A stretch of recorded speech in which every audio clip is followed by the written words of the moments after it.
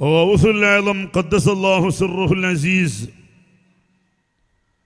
അവർ വഫാത്തായിട്ട് എത്രയോ നൂറ്റാണ്ടുകൾ കഴിഞ്ഞു പോയിട്ടുണ്ട്. ഒന്നോ രണ്ടോ നൂറ്റാണ്ടൊന്നുമല്ല, എത്രയോ നൂറ്റാണ്ടുകൾ കഴിഞ്ഞു പോയിട്ടുണ്ട് ഔസുൽ ആലം തങ്ങൾ വഫാത്തായിട്ട്. പക്ഷേ ഇപ്പോഴും ലോകമെമ്പാടുമുള്ള മുഅ്മിനീങ്ങൾ അവരെ സ്മരിക്കുകയും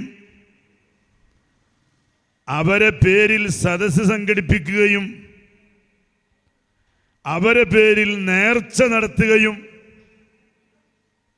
അവരെ ഇസ്തിഗാഥ ചെയ്യുകയും യാ ഗൗസു യാ മുഹിയദ്ദീൻ അബ്ദുൽ ഖാദിരിൽ ജീലാനി, ഈ ഇസ്തിഗാഥയൊക്കെ ഇങ്ങനെ ചെയ്തുകൊണ്ടിരിക്കുന്നു.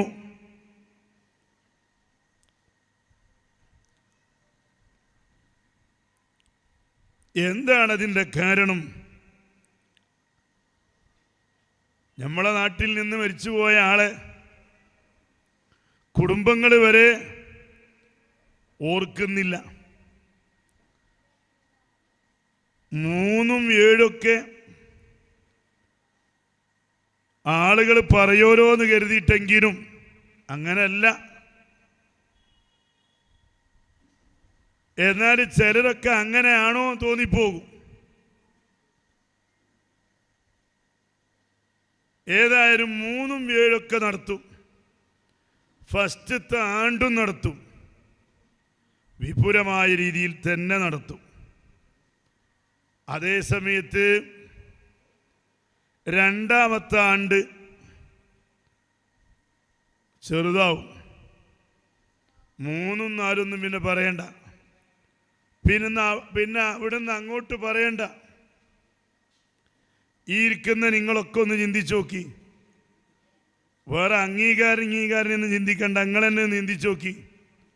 ഉപ്പാൻ്റെ ആണ്ട് കഴിഞ്ഞ വർഷത്തെ ആണ്ട് എങ്ങനെയാണ് നടത്തിയത്? ഈ വർഷത്തെ ആണ്ട് എങ്ങനെയാണ് നടത്തുന്നത്? ഒന്ന് ആലോചിച്ച് നോക്കിയാൽ മതി. അത് ചർച്ച ചെയ്യുമ്പോൾ തന്നെ ഫസ്റ്റത്തെ ആണ്ടൊന്നും അല്ലല്ലോ എന്നാ ചർച്ചൻ്റെ തുടക്കത്തിൽ തന്നെ പറയാം. ഫസ്റ്റത്തെ ആണ്ടൊന്നും അല്ലല്ലോ. അപ്പം നമ്മളെ ഉപ്പയെയും വലിയപ്പയും ഒക്കെ നമ്മൾ മറക്കുകയാണ്. ഒരു കൊല്ലമാകുമ്പോഴേക്ക് നമ്മൾ മറക്കുക.